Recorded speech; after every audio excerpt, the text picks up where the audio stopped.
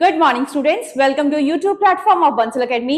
तो आज आपके साथ डिस्कस करूंगी इंग्लिश का बहुत ही important topic, that is comprehension. तो कॉम्प्रीहेंशन पैसेज को रीड करेंगे, आफ्टर दैट बहुत अच्छे से बढ़िया से उसका एनालिसिस करने के बाद हम लोग डायरेक्टली चलेंगे हमारे क्वेश्चंस पे। तो चलिए स्टार्ट करेंगे, मेरे साथ साथ रीड करेंगे आप लोग भी पैसेज। कॉम्प्रीहेंशन पैसेज का जब भी क्वेश्चन आएगा, जब भी ऐसा पार्ट आएगा, तो आप लोगों के लिए एक बात समझना, उस चीज को अंडरस्टैंड करना बहुत जरूरी है कि आप लोग अगर जब तक आप लोग कॉम्प्रीहेंशन पैसेज को इन डेप्थ आप लोग उसको बहुत अच्छे से नहीं रीड आउट करेंगे, उसको अंडरस्टैंड नहीं कर पाएंगे, तब तक हमारे लिए क्वेश्चंस के आंसर देना बहुत मुश्किल हो जाएगा। इट्स नॉट लाइक दैट के क्वेश्चंस बहुत इजी होंगे, इन डेप्थ क्वेश्चन होंगे जहां से आप लोगों को मीनिंग फाइंड आउट करना पड़ेगा।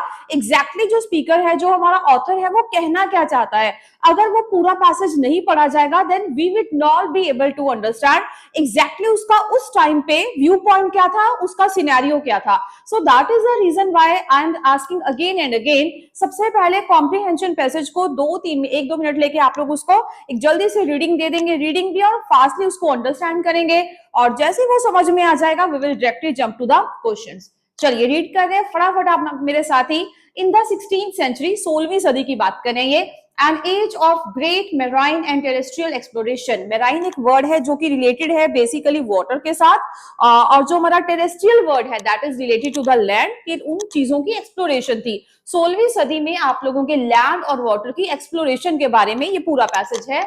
After that Ferdinand Magellan led the first expedition to sail around the world। पूरी दुनिया के आसपास जो चक्कर लगाने का जो मतलब पहला जिम्मा उठाने वाला जो पर्सन था वो यही था, फर्डिनेंड।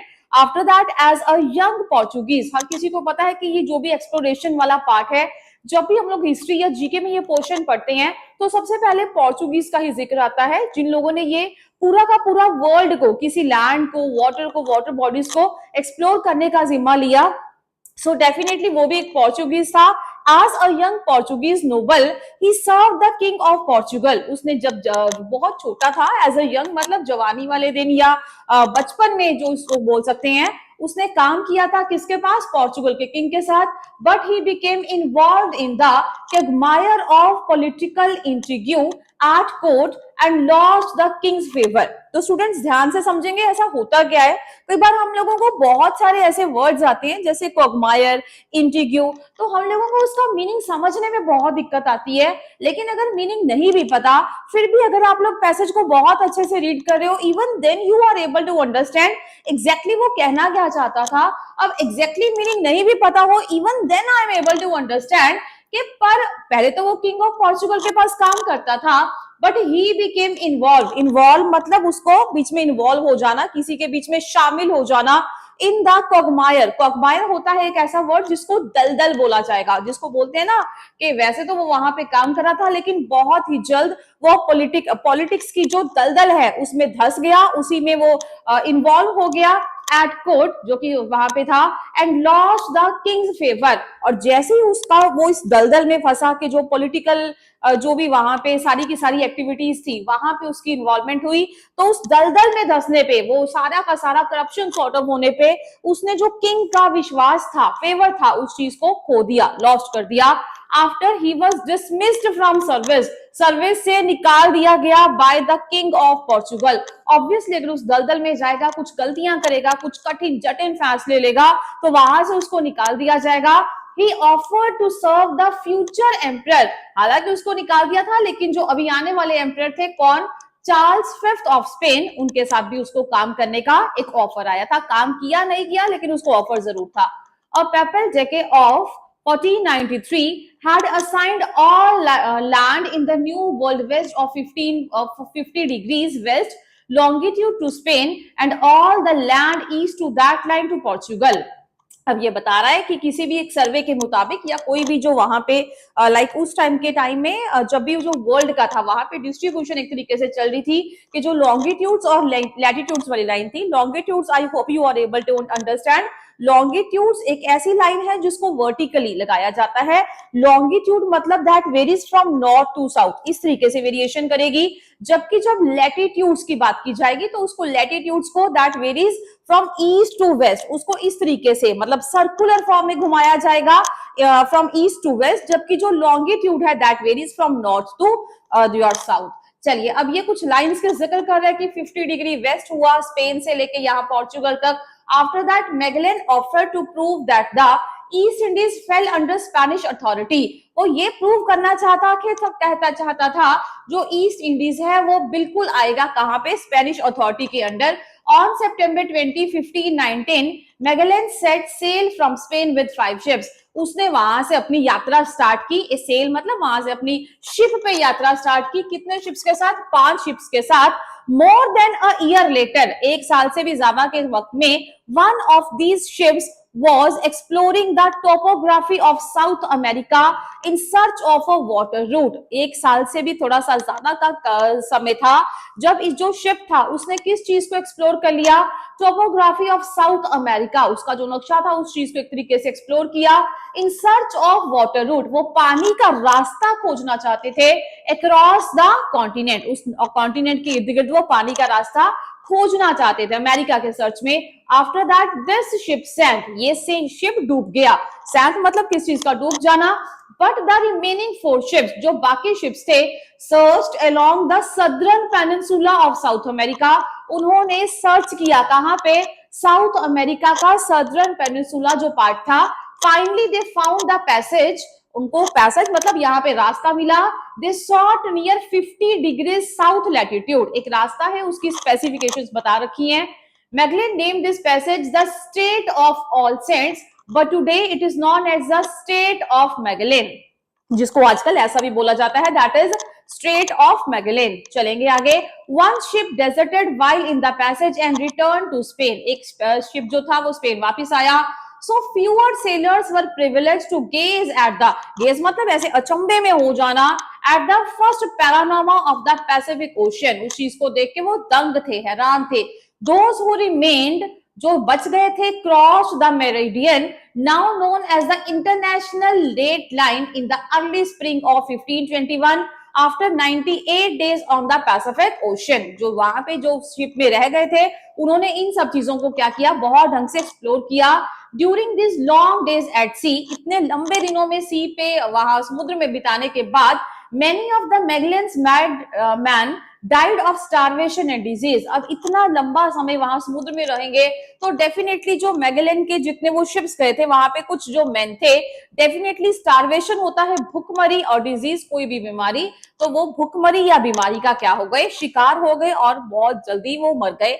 आफ्टर दैट लेटर, उसके बाद, Magellan become involve in an insular conflict in the Philippines and was killed in the tribal battle, एक ट्राइबल जो ट्राइब्स की बैटल थी उसमें वो मारा गया।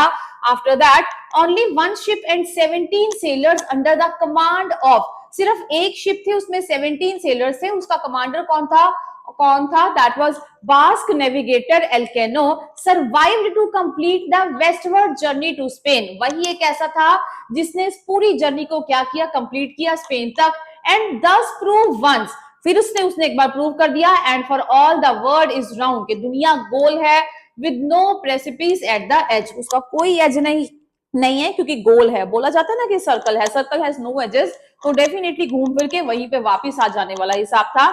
चलिए ये पैसेज हम लोगों ने एंजॉय किया, आप कोशिश करेंगे इसके क्वेश्चंस को रीड करने की। The very first question says the 16th century was an age of great dash exploration। मैंने बोला जो 16वीं सदी थी वो क्या थी, कौन सी एज थी, किस चीज का बड़ी एक्सप्लोरेशन हो रहा था। सबसे पहली लाइन पढ़ेंगे, आपको साथ के साथ समझ में आया। कहते हैं मैम वो तो ऐसी एज थी जहां पे मैरीन या टेरेस्ट्रियल एक्सप्लोरेशन था। तो मैंने बताया था, जैसे ही आप लोगों ने ऑप्शंस देखा बोलोगे मैम याद ना तो यहाँ पे मैरीन है और ना ही यहाँ पे आप लोगों का टेरेस्ट्रियल लिख रखा है। तो बताया था अगर वर्ड टू वर्ड आ जाएगा फिर तो छोटे बच्चों वाला हिसाब हो जाएगा। वर्ड टू वर्ड नहीं है, आप लोगों को उसका इन डेप्थ मीनिंग निकालना पड़ेगा। कि मैंने पहले भी बताया था लैंड या वाटर की एक्सप्लोरेशन में थे। कॉस्मिक एक ऐसा वर्ड है, स्टूडेंट्स बनाएंगे मेरे साथ साथ अपना आंसर, जो रिलेटेड है यूनिवर्स से। सो डेफिनेटली यूनिवर्स का यहाँ पे कोई जिक्र नहीं आया। मेंटल, कॉमन मैन, इनका कोई जिक्र नहीं है। बोलोगे मैम एक वर्ड है टेरेस्ट्रियल, टेरेस्ट्रियल का मीनिंग क्या है? बोलोगे मैम लैंड, तो यहाँ पे जो टेरेस्ट्रियल था उसी के बारे में ये बोल रखा है। In 16th century was an age of great, land भी तो थी ना, लैंड भी था और पानी भी था, दोनों की एक्सप्लोरेशन थी। वाटर के बारे में यहाँ कोई जिक्र नहीं है, बट मैंने लैंड को चूज कर लिया क्योंकि वो मेरी ऑप्शन सही बन रही थी। टेरेस्ट्रियल बेसिकली एक लैंड को बोला जाता है, सो दैट फर्स्ट का जो आपका आंसर है that is B part is the right answer. Tick कर लेंगे फटाफट से। सेकंड पढ़ेंगे students question, Magellan lost the favour of the king of Portugal when he become involved in the political. मैंने बोला जो वो था मैगेलन था, उसने अपने किंग का फेवर मतलब उस चीज का जो एहसान था, उसकी जो बहुत कृपा थी उसको लॉस्ट कर दिया, उसको खो दिया। क्यों, कब, when he become involved in the, वो कहां पे इन्वॉल्व हुआ था, बताया था पॉलिटिकल दलदल में, है ना, जिसमें उस घुमाघेरी में वो हो गया था, इन्वॉल्व हो गया था। अब इसकी ऑप्शंस को चेक करेंगे, क्या वो वहां पे डिस्कशन में था, मतलब पॉलिटिकल किसी डिस्कशन तो एट अ टाइम होती है, ऐसा कोई डिस्कशन का यहाँ पे कोई रेफरेंस नहीं है। नेगोशिएशन मतलब हाँ हम लोग बोल रहे हैं कि नेगोशिएट कर रहे हैं, लाइक मैं चाहता हूं इतना दो, आप चाहते हो इतना दो, फिर हम लोग कोई बीच का सॉल्यूशन निकालें, जबकि यहाँ पे नेगोशिएशन जैसा कोई इश्यू नहीं है। आफ्टर दैट प्रॉब्लम, वो अपने आप में प्रॉब्लम नहीं था, मैं बोलना चाहती थी कि वो दलदल में, दलदल बोला जाता है ना जिसमें आप लोग धंस जाते हो, लेकिन वहां से निकलने का कोई रास्ता नहीं है। एंटेंगलमेंट, एंटेंगलमेंट मतलब उलझ जाना, एंटेंगलमेंट का मतलब है उलझ जाना। तो यहाँ पे जब भी उलझ जाने की बात हुईगी, उलझ जाना, तो उसको लिख सकते हैं। सो एंटेंगलमेंट भी तो हमारे साथ एक ही उस तरीके का फील देगा। एंटेंगलमेंट में भी उलझने वाला हिसाब है और दलदल में भी उलझने वाला हिसाब है, जहां से बाहर निकलना बहुत मुश्किल हो जाता है। सो एग्जैक्टली आप लोगों को मैंने पहले भी बताया था, वर्ड टू वर्ड नहीं मिलेगा, आप लोगों को उसका मीनिंग फाइंड आउट करना पड़ेगा। That is the reason why ये हाई लेवल, थोड़ा सा हम लोगों ने पैसेज का लेवल भी तभी हाई उठाया है ताकि आप लोगों को समझने में ईज रहे। एंटेंगलमेंट, अब हम लोगों को अगर हम लोग पूरा का पूरा पैसेज बाय हार्ट नहीं करेंगे तो ऑप्शंस को चूज करना बहुत मुश्किल हो जाता है। Entanglement is the right answer, जहां पे उलझ जाना, दलदल में फंस के धस जाना, फंस जाना। चलिए चलेंगे नेक्स्ट क्वेश्चन पे। The pope divided new world lands between Spain and Portugal according to their location on one side और on another side of imaginary geographical line 50 degree west of Greenwich that extends in a dash direction। पूरे question को पढ़ेंगे, फिर मैंने बताया इन्होंने वही lines के बारे में बता रखा है कि ये लाइंस कहां से कहां तक हमारा क्या कर रही थी, वेरी कर रही थी। जैसे हम लोगों ने इसको वर्ड को पढ़ा तो मेरे को एक बात तो समझ में आई कि मैम यहाँ पे एक वर्ड लिख रखा था लॉन्गिट्यूड, लॉन्गिट्यूड से हमें समझ में आया कि यहाँ पे ये जो लाइन ड्रॉ करने की बात कर रहा है वो वैसे तो हमारी लॉन्गिट्यूड की लाइन है। अब यहाँ पे समझने वाली बात है कि हमारा थर्ड क्वेश्चन की ऑप्शंस क्या थी, ऑप्शंस थी north and south, after that crosswise, crosswise तो मतलब क्रॉस लगाना हुआ, जबकि वो हमारे पास ऐसा क्रॉस वाला तो कोई इशू था भी नहीं, खाली ईस्टर्ली, साउथ ईस्ट, जबकि साउथ ईस्ट कैसा कॉम्बिनेशन बनेगा, साउथ नॉर्थ होता तो बात और थी, लेकिन साउथ ईस्ट का क्या कॉम्बिनेशन, नॉर्थ एंड वेस्ट, इनका क्या कॉम्बिनेशन, तो समझ में आया मैम एक ही कॉम्बिनेशन है, क्योंकि वहां पे चाहे आप लोगों को लॉन्गिट्यूड की बात कर रहा था चाहे लैटिट्यूड की बात कर रहा था, इतना तो समझ है कि लॉन्गिट्यूड है वो हमारी वर्टिकल लाइंस हैं, नॉर्थ एंड साउथ में वेरिएशन करती हैं, और जो हमारी लैटिट्यूड वाली लाइंस हैं that varies from east to west. तो यहाँ पे और तो कोई ऑप्शन सुटेबल भी नहीं थी, एक ही ऑप्शन थी जिसके चांसेस बन सकते हैं, that is north and south, that means may be वो लॉन्गिट्यूड की बात कर रहा हूं। ऑप्शंस को देखते हैं तो समझ जाते हैं एग्जैक्टली क्या सिनेरियो होना चाहिए। टिक कर लेंगे स्टूडेंट्स, थर्ड का first is the right answer. चलिए चलेंगे नेक्स्ट क्वेश्चन की तरफ। One of the Magellan's ship explored the dash of South America for the passage across the continent. मैंने बोला उन्होंने क्या किया था, किसी चीज को उन्होंने बहुत अच्छे से क्या किया था, एक्सप्लोर किया था, लेकिन वो क्या चीज थी, one of the Magellan's ship explored the, क्या उन्होंने सिर्फ कोस्ट लाइन को एक्सप्लोर किया था, नहीं, माउंटेन रेंज के बारे में तो यहाँ पे ऐसी कोई बात ही नहीं है, आइलैंड्स की भी बात नहीं है, यहाँ पे फिजिकल फीचर्स की बात है, बता रहे ना कि वो कहां से लेके कहां तक एक्सटेंड कर रहा है, उसकी बाउंड्री की लाइंस को बताया जा रहा है, तो ये सारे के सारे आप लोगों के फिजिकल फीचर्स के बारे में आएंगे, क्योंकि वहां पे टोपोग्राफी का आप लोगों का रेफरेंस था कि उसने जो एक्सप्लोर किया है that is no other than your topography. और जहां पे भी टोपोग्राफी आ जाएगा, टोपोग्राफी का मीनिंग ही है physical features of mass land. तो हम लोगों को समझ में आया एग्जैक्टली ये कहना क्या चाहता था कि यहाँ पे टोपोग्राफी वाली बात है, तो उस चीज को एक्सप्लोर किया था, दैट मीन्स उसके फिजिकल फीचर्स को क्या किया था, एक्सप्लोर। टिक कर लेंगे स्टूडेंट्स फटाफट से अपना आंसर। चलिए आफ्टर दैट उसका नेक्स्ट क्वेश्चन है, four of the ships sought a passage along a southern dash। अब यहाँ पे सदरन क्या किया था, पूरा पैसेज पढ़ेंगे तो समझ में आएगा मैम ये सदरन पेनिनसुला की बात कर रहा है। टिक कर लेंगे, आप लोगों ने पैसेज में भी रीड किया था और बाय हार्ट पता भी चल गया था कि उसने सदरन पेनिनसुला की बात की थी। अब पेनिनसुलर होता क्या है, क्या पेनिनसुला एक कोस्ट है, आइलैंड है, क्या बॉर्डर है, बिल्कुल भी नहीं है। इनफैक्ट पेनिनसुला एक ऐसी बॉडी है लैंड की विद वाटर ऑन 3 साइड्स, जहां पे एक साइड तो डेफिनेटली 4 साइड्स होंगी, एक साइड पे तो लैंड कनेक्टेड होगी ही होगी, लेकिन बाकी तीनों साइड्स पे वहां पे क्या होगा, आप लोगों का सिर्फ और सिर्फ वाटर होगा विद वाटर ऑन 3 साइड्स।